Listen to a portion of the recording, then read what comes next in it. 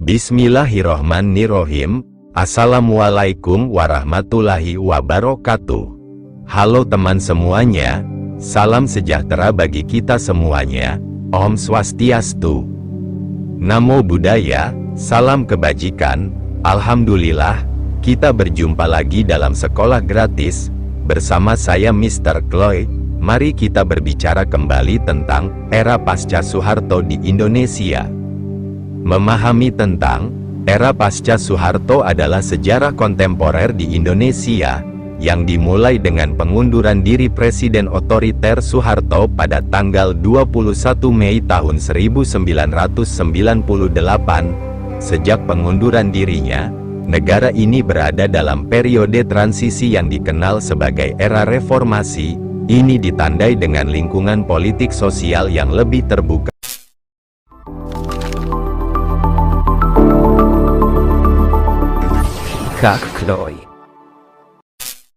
dan peningkatan ekonomi akar rumput. Isu-isu selama periode ini telah mencakup dorongan untuk demokrasi yang lebih kuat dan pemerintahan sipil, elemen-elemen militer yang mencoba mempertahankan pengaruh mereka, Islamisme yang berkembang dalam politik dan masyarakat, dan tuntutan untuk otonomi daerah yang lebih besar. Proses reformasi telah menghasilkan tingkat kebebasan berbicara yang lebih tinggi, berbeda dengan sensor yang meluas di bawah Orde Baru. Hal ini telah menyebabkan perdebatan politik yang lebih terbuka di media berita dan peningkatan ekspresi dalam seni. Peristiwa yang telah membentuk Indonesia dalam periode ini termasuk kemerdekaan Timor Timur, kampanye pengeboman oleh teroris Islam, termasuk pemboman Bali 2002, gempa bumi Samudra Hindia 2004, ketegangan agama dan politik dari 2016 hingga 2019, dan pandemi COVID-19. Jatuhnya Soeharto, 1998, Reformasi 1998 menyebabkan perubahan dalam berbagai lembaga pemerintahan Indonesia, termasuk struktur peradilan, legislatif, dan kantor eksekutif. Secara umum, jatuhnya Soeharto pada tahun 1998 ditelusuri dari peristiwa yang dimulai pada tahun 1996, ketika kekuatan yang menentang Orde Baru mulai berkumpul di sekitar Megawati Soekarno Putri, Kepala PDI dan putri Presiden pendiri Soekarno. Ketika Soeharto berusaha untuk menyingkirkan Megawati sebagai kepala partai ini dalam kesepakatan di balik layar, aktivis mahasiswa yang setia kepada Megawati menduduki kantor pusat PDI di Jakarta. Hal ini berpuncak pada Sabtu Hitam pada tanggal 27 Juli, ketika militer membubarkan demonstrasi. Tindakan-tindakan ini, bersama dengan meningkatnya kekhawatiran atas pelanggaran hak asasi manusia di Timor Timur yang diduduki Indonesia, mulai mengguncang hubungan Soeharto yang biasanya bersahabat dengan negara-negara barat seperti Australia, Inggris, dan Amerika Serikat. Hubungan ini semakin memburuk ketika krisis keuangan Asia tahun 1997 melanda Indonesia, yang menyoroti korupsi Orde Baru. Di Kalimantan Barat, terjadi kekerasan komunal antara suku Dayak dan Madura pada tahun 1996, kerusuhan Sambas tahun 1999, dan konflik Sampit tahun 2001, yang mengakibatkan pembantaian besar-besaran terhadap suku Madura. Dalam konflik Sambas, baik suku Melayu maupun Dayak membantai suku Madura. Meningkatnya ketidakpuasan terhadap pemerintahan otoriter Soeharto dan erosi ekonomi yang cepat menyebabkan banyak orang, terutama generasi muda, memperbarui protes mereka secara langsung terhadap Orde Baru. Selama periode tahun 1997 sampai tahun 1998, terutama pada 13 sampai 15 Mei tahun 1998, kerusuhan besar-besaran terjadi di Indonesia. Orang-orang membakar semua yang ada di dalam kota, termasuk mobil, sepeda motor, bangunan, dan monumen selain menjarah dan menjarah tokoh-tokoh. Kepresidenan Habibie tahun 1998 sampai tahun 1999, setelah Soeharto mengundurkan diri, Wakil Presiden B.J. Habibie dilantik sebagai presiden dan melakukan sejumlah reformasi politik. Pada bulan Februari tahun 1999, pemerintahan Habibie mengesahkan Undang-Undang Partai Politik yang menyatakan bahwa partai politik tidak lagi dibatasi hanya pada 3 partai seperti yang terjadi pada masa pemerintahan Soeharto. Partai politik juga tidak diharuskan memiliki Pancasila sebagai ideologinya. Hal ini mengakibatkan munculnya banyak partai politik, dan 48 partai politik ikut serta dalam pemilihan umum legislatif 1999. Pada bulan Mei tahun 1999, pemerintahan Habibie mengesahkan Undang-Undang Otonomi Daerah, yang merupakan langkah pertama dalam desentralisasi pemerintahan Indonesia dan memungkinkan provinsi untuk berperan lebih besar dalam mengatur daerah mereka. Pers menjadi bebas di bawah Habibie, meskipun Kementerian Informasi tetap ada. Tahanan politik seperti Sri Bintang Pamungkas, Muchtar Papahan, dan Sanana Gusmao juga dibebaskan atas perintah Habibie. Habibie juga memimpin pemilihan umum legislatif 1999, pemilihan umum bebas pertama sejak 1955. Pemilihan umum diawasi oleh Komisi Pemilihan Umum, KPU, yang independen, bukan oleh Komisi Pemilihan Umum yang diisi oleh menteri-menteri pemerintah seperti yang terjadi pada masa Orde Baru. Dalam sebuah langkah yang mengejutkan banyak orang, dan membuat marah sebagian orang, Habibie menyerukan referendum tentang masa depan Timor Timur. Selanjutnya, pada tanggal 30 Agustus penduduk Timor Timur memilih kemerdekaan. Kehilangan wilayah ini merugikan popularitas dan aliansi politik Habibie. Masa kepresidenan Wahid, tahun 1999 sampai tahun 2001. Pada tahun 1999, Abdurrahman Wahid menjadi Presiden Indonesia. Kabinet pertamanya, yang dijuluki Kabinet Persatuan Nasional, adalah kabinet koalisi yang mewakili beberapa partai politik: Partai Demokrasi Indonesia Perjuangan, PDIP, Partai Kebangkitan Bangsa, PKB, Golkar, Partai Persatuan Pembangunan, PPP, Partai Amanat Nasional, PAN, dan Partai Keadilan, PK. Non-partisan dan militer, TNI, juga diwakili dalam kabinet. Di antara reformasi administratif Wahid adalah penghapusan Kementerian Penerangan, senjata utama Orde Baru dalam mengendalikan media, dan pembubaran Kementerian Kesejahteraan, yang telah menjadi korup dan pemeras di bawah Orde Baru. Otonomi dan toleransi terhadap perbedaan pendapat.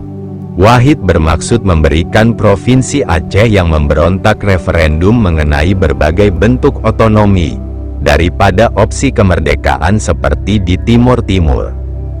Wahid juga ingin mengambil sikap yang lebih lunak terhadap Aceh dengan mengurangi personel militer di lapangan. Pada bulan Maret, pemerintahan Wahid mulai membuka negosiasi dengan Gerakan Aceh Merdeka, GAM. 2 bulan kemudian pada bulan Mei, pemerintah menandatangani nota kesepahaman dengan GAM yang berlaku hingga awal tahun 2001. Saat itu kedua penandatangan akan melanggar perjanjian tersebut. Pada tanggal 30 Desember tahun 1999, Wahid mengunjungi Jayapura, ibu kota Provinsi Papua, yang saat itu dikenal sebagai Irian Jaya. Wahid berhasil meyakinkan para pemimpin Papua Barat bahwa ia adalah kekuatan yang membawa perubahan dan bahkan mendorong penggunaan nama Papua. Pada bulan September tahun 2000, Wahid mengumumkan darurat militer di Maluku. Sekarang, sudah jelas bahwa Laskar Jihad, sebuah milisi Islam radikal, dibantu oleh anggota militer dan jelas bahwa mereka dibiayai oleh Fuad Bawazir, Menteri Keuangan terakhir yang bertugas di bawah Soeharto. Selama bulan yang sama, orang Papua Barat mengibarkan bendera bintang kejora mereka. Tanggapan Wahid adalah mengizinkannya asalkan bendera bintang kejora ditempatkan lebih rendah dari bendera Indonesia, yang mana ia dikritik keras oleh Megawati dan Akbar. Pada tanggal 24 Desember tahun 2000, serangkaian pengeboman diarahkan terhadap gereja-gereja di Jakarta dan 8 kota di seluruh Indonesia. Pada bulan Maret tahun itu, Wahid mengusulkan agar resolusi Majelis Permusyawaratan Rakyat Sementara (MPRS) tahun 1966 tentang pelarangan Marxisme-Leninisme dicabut. Hubungan dengan militer. Ketika ia naik ke kursi kepresidenan, salah satu tujuan Wahid adalah untuk mereformasi militer dan menghapus peran sosial politiknya yang dominan. Dalam usaha ini, Wahid menemukan sekutu dalam diri Agus Wirahadikusumah, yang ia jadikan Panglima Kostrad pada bulan Maret. Pada bulan Juli, Agus mulai mengungkap skandal yang melibatkan Dharma Putra, sebuah yayasan yang berafiliasi dengan Kostrad. Melalui Megawati, anggota militer mulai menekan Wahid untuk menyingkirkan Agus. Wahid menyerah pada tekanan tersebut, tetapi kemudian berencana untuk mengangkat Agus sebagai Kepala Staf Angkatan Darat yang ditanggapi oleh para pemimpin militer dengan mengancam akan pensiun, dan Wahid sekali lagi tunduk pada tekanan tersebut. Hubungan Wahid dengan militer semakin memburuk ketika pada bulan yang sama terungkap bahwa Laskar Jihad telah tiba di Maluku dan dipersenjatai dengan apa yang ternyata adalah senjata militer. Meskipun Wahid telah memerintahkan militer untuk memblokir masuknya mereka ke wilayah tersebut. Milisi tersebut telah merencanakan pada awal tahun untuk pergi ke kepulauan tersebut dan membantu kaum muslim di sana dalam konflik komunal mereka dengan kaum Kristen. Pada tahun 2000, Wahid terlibat dalam 2 skandal yang akan merusak kepresidenannya. Pada bulan Mei, Badan Urusan Logistik, Bulog, melaporkan bahwa $4 juta hilang dari dana pensiunnya. Uang tunai yang hilang telah digelapkan oleh tukang pijat Wahid sendiri, yang mengklaim Wahid mengirimnya ke Bulog untuk mengambil uang tunai tersebut. Meskipun uang tersebut dikembalikan, lawan-lawan Wahid mengambil kesempatan itu dengan menuduhnya terlibat dalam skandal tersebut dan mengetahui apa yang sedang dilakukan tukang pijatnya. Pada saat yang sama, Wahid juga dituduh menyimpan sumbangan $2 juta yang dibuat oleh Sultan Brunei untuk memberikan bantuan di Aceh. Pelengseran. Pada akhir tahun 2000, banyak kalangan elit politik yang kecewa dengan Wahid. Yang paling menonjol adalah Amin Rais yang menyesal telah mendukung Wahid untuk kursi kepresidenan tahun sebelumnya. Amin berusaha menggalang oposisi dengan mendorong Megawati dan Akbar untuk menunjukkan kekuatan politik mereka. Megawati secara mengejutkan membela Wahid, sementara Akbar lebih suka menunggu pemilihan legislatif 2004. Pada akhir November tahun 151 anggota Dewan Perwakilan Rakyat (DPR) menandatangani petisi yang menyerukan pemakzulan Wahid. Pada bulan Januari tahun 2001, Wahid mengumumkan bahwa Tahun Baru Cina akan menjadi hari libur opsional. Wahid menindaklanjutinya pada bulan Februari dengan mencabut larangan menampilkan huruf Cina dan mengimpor publikasi Cina. Pada bulan Februari, Wahid mengunjungi Afrika Utara serta Arab Saudi untuk melaksanakan ibadah haji. Wahid melakukan kunjungan luar negeri terakhirnya pada bulan Juni tahun 2001 ketika ia mengunjungi Australia. Dalam sebuah pertemuan dengan Rektor Universitas pada tanggal 27 Januari tahun 2001, Wahid mengomentari kemungkinan Indonesia jatuh ke dalam anarki. Wahid menyarankan bahwa ia mungkin dipaksa untuk membubarkan DPR jika itu terjadi. Meskipun pertemuan itu tidak direkam, itu menyebabkan kehebohan dan menambah bahan bakar gerakan terhadapnya. Pada tanggal 1 Februari DPR bertemu untuk mengeluarkan memorandum terhadap Wahid. Dua memorandum merupakan sidang istimewa MPR di mana pemakzulan dan pemecatan presiden akan sah. Suara mayoritas mendukung memorandum tersebut, dan anggota PKB hanya bisa keluar sebagai protes. Memorandum tersebut menyebabkan protes luas oleh anggota NU. Di Jawa Timur, anggota NU menyerang kantor regional Golkar. Di Jakarta, oposisi Wahid mulai menuduhnya mendorong protes. Wahid membantahnya dan pergi untuk berbicara dengan para pengunjuk rasa di kota Pasuruan, mendorong mereka untuk turun dari jalan.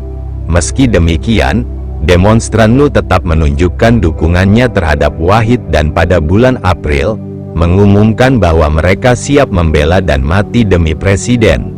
Pada bulan Maret, Wahid mencoba melawan oposisi dengan bergerak melawan para pembangkang dalam kabinetnya sendiri. Menteri Kehakiman Yusril Iza Mahendra dicopot karena mengumumkan tuntutannya agar presiden mengundurkan diri, sementara Menteri Kehutanan Nur Mahmudi Ismail juga dicopot karena dicurigai menyalurkan dana departemennya kepada oposisi Wahid.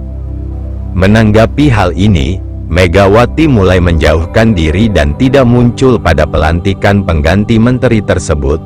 Pada tanggal 30 April DPR mengeluarkan nota kedua dan pada hari berikutnya menyerukan sidang istimewa MPR yang akan diadakan pada tanggal 1 Agustus. Pada bulan Juli, Wahid menjadi putus asa dan memerintahkan Susilo Bambang Yudhoyono, SBY, Menteri Koordinator Politik dan Keamanan untuk menyatakan keadaan darurat. SBY menolak, dan Wahid mencopotnya dari jabatannya. Akhirnya, pada tanggal 20 Juli Amin menyatakan bahwa sidang istimewa MPR akan dimajukan ke tanggal 23 Juli.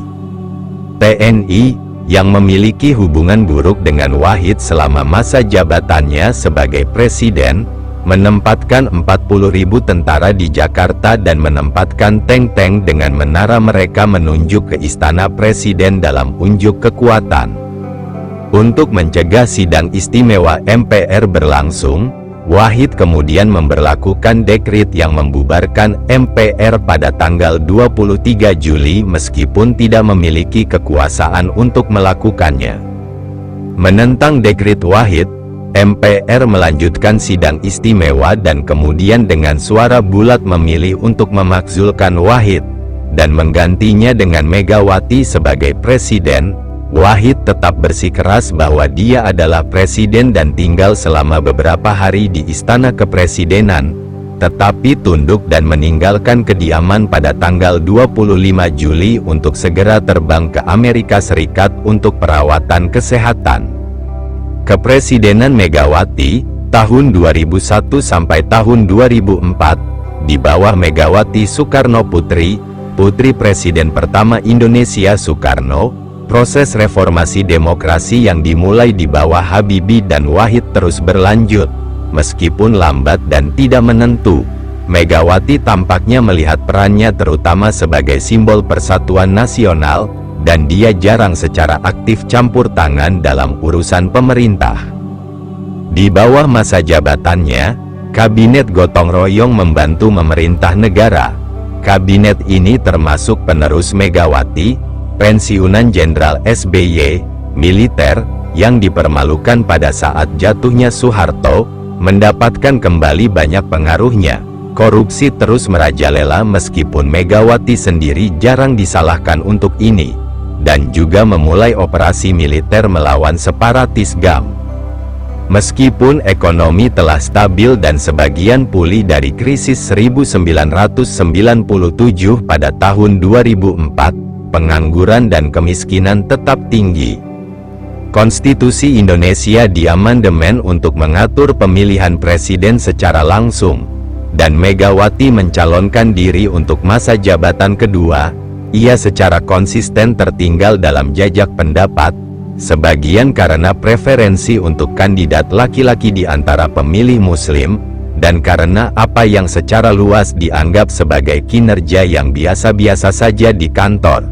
Meskipun kinerja agak lebih baik dari yang diharapkan di putaran pertama pemilihan, ia dikalahkan oleh SBY di putaran kedua. Kepresidenan Yudhoyono, tahun 2004 sampai tahun 2014, Susilo Bambang Yudhoyono dilantik sebagai presiden pada tanggal 20 Oktober tahun 2004. Keesokan harinya, ia mengumumkan kabinet barunya, yang akan dikenal sebagai Kabinet Indonesia Bersatu. Terdiri dari 36 menteri, termasuk anggota Partai Demokrat, Golkar dan PPP, PBB, PKB, PAN, PKP, dan PKS. Profesional juga disebutkan dalam kabinet. Kebanyakan dari mereka mengambil kementerian di bidang ekonomi, militer juga termasuk, dengan 5 mantan anggota ditunjuk untuk kabinet, seperti yang dijanjikan Yudhoyono selama pemilihan. 4 dari anggota kabinet yang ditunjuk adalah perempuan. Ekonomi, pada akhir tahun 2007, Yudhoyono memimpin Indonesia menuju perjanjian perdagangan bebas dengan Jepang. Pada tahun 2005, pertumbuhan ekonomi sebesar 5,6% yang menurun menjadi 5,4% pada tahun 2006, inflasi mencapai 17,11% pada tahun 2005 namun menurun menjadi 6,6% pada tahun 2006, Yudhoyono juga mengalokasikan lebih banyak dana untuk mengurangi kemiskinan. Pada tahun 2004, 11 triliun rupiah disisihkan, meningkat menjadi 23 pada tahun 2005 dan 42 pada tahun 2006. Untuk tahun 2007, 51 triliun dialokasikan. Pada bulan Maret dan Oktober tahun 2005, SBY membuat keputusan yang tidak populer untuk memotong subsidi bahan bakar, yang menyebabkan kenaikan harga bahan bakar masing-masing sebesar 29% dan 125%.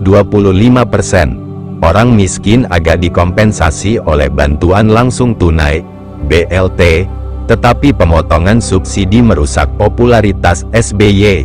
Pada bulan Mei tahun 2008, kenaikan harga minyak berkontribusi pada keputusan SBY untuk memotong subsidi bahan bakar sekali lagi, yang menjadi subjek protes pada bulan Mei dan Juni tahun 2008. Untuk mengurangi dampak kenaikan harga pada masyarakat miskin, Yudhoyono memperkenalkan program bantuan tunai, yang dikenal di Indonesia sebagai Bantuan Langsung Tunai, BLT, dari Oktober tahun 2005 hingga Desember tahun 2006 dengan target 19,2 juta keluarga miskin. BLT diberikan lagi pada tahun 2008. Konsep BLT merupakan gagasan Wakil Presiden Jusuf Kalla. Pada tahun 2013, BLT berganti nama menjadi Bantuan Langsung Sementara Masyarakat, BLSM. Program BLT telah dikritik sebagai alat yang tidak berkelanjutan untuk membuat Yudhoyono lebih populer selama tahun-tahun pemilihan. Bencana, 2 bulan setelah SBY memangku jabatan, gempa bumi dan tsunami Samudra Hindia 2004 melanda Aceh dan negara-negara lain di sepanjang garis pantai Samudra Hindia. 3 bulan kemudian, gempa susulan dari gempa bumi tersebut memicu tsunami di Pulau Nias. Pada tahun 2006, Gunung Merapi meletus dan diikuti oleh gempa bumi di Yogyakarta. Pada bulan Oktober tahun 2010, Gunung Merapi meletus, menewaskan 353 orang, sementara gempa bumi dan tsunami melanda Kepulauan Mentawai. Indonesia juga menderita wabah kecil flu burung dan mengalami aliran lumpur Sidoarjo. Pada tahun 2007, banjir besar melanda Jakarta. SBY mengizinkan Gubernur Jakarta Sutiyoso untuk membuka pintu air Manggarai dengan risiko membanjiri Istana Presiden. Serangan teroris, pada tanggal 1 Oktober tahun 2005, bom bunuh diri terjadi di Pulau Bali. Serangan tersebut memiliki ciri khas kelompok militan Islam Jemaah Islamiyah, JI, kelompok yang terkait dengan Al-Qaeda. Meskipun penyelidikan polisi sedang berlangsung, kelompok tersebut juga bertanggung jawab atas bom Bali tahun 2002. SBY mengutuk serangan tersebut, dan berjanji untuk memburu para pelaku dan membawa mereka ke pengadilan. Pemilihan Presiden 2009. Pada tahun 2009, Yudhoyono terpilih untuk masa jabatan kedua bersama dengan Budiono, mantan Gubernur Bank Indonesia. Mereka mengalahkan dua kandidat, Megawati Soekarnoputri, Prabowo Subianto dan Wakil Presiden petahana, Jusuf Kalla Wiranto. Pasangan Yudhoyono-Budiono memenangkan pemilihan dengan lebih. Hai teman semuanya, berjumpa lagi bersama Mr. Chloe. Senang hati dan penuh rasa syukur untuk bisa belajar bersama dan tumbuh bersama, sekaligus masih bisa membahas segala hal yang ada dalam kehidupan di dunia ini. Dari 60% suara nasional di putaran pertama, Kabinet Indonesia Bersatu kedua Yudhoyono diumumkan pada bulan Oktober tahun 2009 setelah ia terpilih kembali sebagai presiden di awal tahun. Masa kepresidenan Widodo, tahun 2014 sampai tahun 2024, pemilihan presiden 2014. Pada tahun 2014, karena secara konstitusional dilarang mencalonkan diri untuk masa jabatan ketiga, SBY digantikan oleh Joko Widodo, populer dikenal sebagai Jokowi, dengan kalah kembali sebagai wakil presiden, mengalahkan Prabowo dan Hatta Rajasa. Jokowi adalah presiden pertama tanpa latar belakang militer atau politik tingkat tinggi. Selama kampanye pemilihannya tahun 2014, Jokowi berjanji untuk meningkatkan pertumbuhan PDB ekonomi menjadi 7% dan mengakhiri kebijakan bagi-bagi kursi, memberikan posisi pemerintahan kepada sekutu politik. Meskipun janji-janji ini belum terpenuhi, rupiah Indonesia mencapai rekor level terendah dalam 20 tahun selama pemerintahannya. Istilah pertama, pernyataan kontroversial dari mantan Wakil Gubernur Basuki Cahayapurnama, Ahok, menyebabkan perpecahan di antara penduduk Muslim di negara itu di tengah pemilihan gubernur. Protes diadakan sebagai tanggapan terhadap pernyataan Ahok oleh kelompok-kelompok Islam pada bulan November dan Desember tahun 2016 di Jakarta. Pemerintahan Jokowi menanggapi dengan melarang cabang Hizbut Tahrir di Indonesia. Terdapat kekhawatiran mengenai menurunnya kebebasan berekspresi selama periode ini, dibuktikan dengan penangkapan, penahanan, dan pemenjaraan banyak orang karena aktivitas media sosial mereka ditafsirkan sebagai penghinaan terhadap presiden dan pemerintah. Beberapa bencana seperti gempa bumi di Palu, Lombok, dan Banten, dan kabut asap akibat penebangan hutan di Kalimantan dan Sumatera terjadi selama periode ini. Pengeboman yang terkait dengan ISIS juga terjadi di Jakarta dan Surabaya.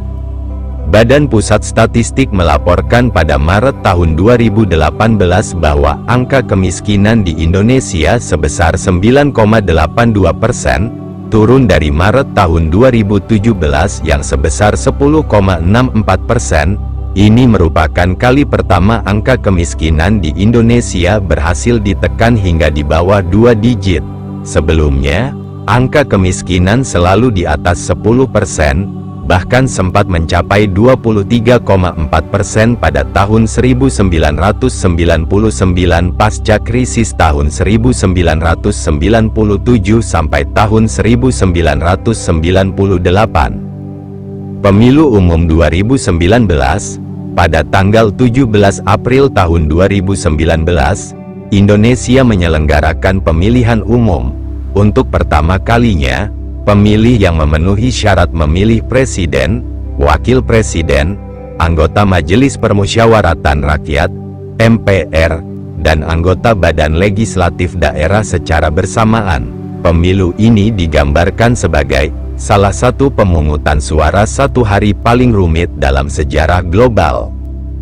Jokowi dan calon wakil presidennya Ma'ruf Amin memenangkan pemilu melawan Prabowo dan pasangannya Sandiaga Uno.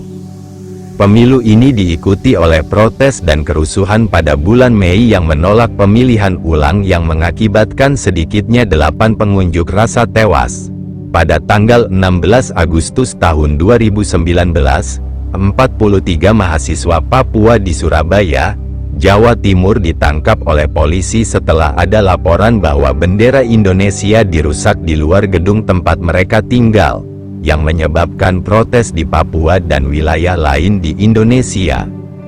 Serangkaian demonstrasi massa yang dipimpin oleh mahasiswa terjadi di kota-kota besar di Indonesia pada bulan September tahun 2019 untuk memprotes undang-undang baru yang mengurangi kewenangan Komisi Pemberantasan Korupsi (KPK) serta beberapa rancangan undang-undang.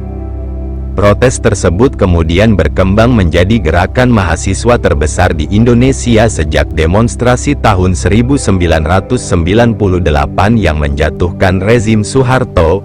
Pada tanggal 26 Agustus tahun 2019, Presiden Joko Widodo mengumumkan bahwa ibu kota baru negara itu akan berlokasi di Kalimantan Timur di Pulau Kalimantan. Ibu kota baru tersebut akan menggantikan Jakarta dan akan dibangun di sebagian wilayah Kabupaten Penajam Pasir Utara dan Kabupaten Kutai Kartanegara.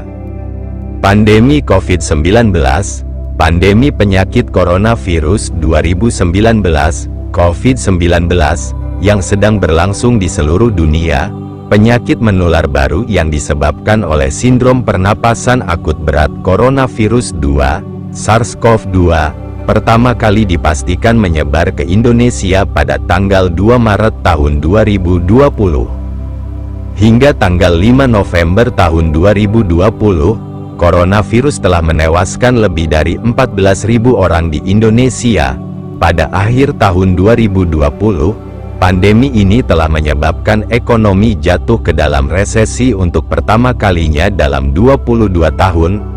Pada bulan Oktober tahun 2020, protes meletus di seluruh Indonesia setelah DPR meloloskan Undang-Undang Omnibus Law tentang penciptaan lapangan kerja yang kontroversial. Pemilu Umum 2024, pada bulan Maret tahun 2024, Prabowo Subianto memenangkan pemilihan presiden, yang berarti ia akan menjadi Presiden Indonesia berikutnya dengan pasangannya Gibran Rakabuming Raka, putra Presiden Joko Widodo, sebagai Wakil Presiden baru. Terima kasih teman semuanya, sudah mau membaca dan belajar bersama. Wassalamualaikum warahmatullahi wabarakatuh. Om Santi Santi Santi Om, Namo Buddhaya, Ki Ika Kloy, tumbuh bersama.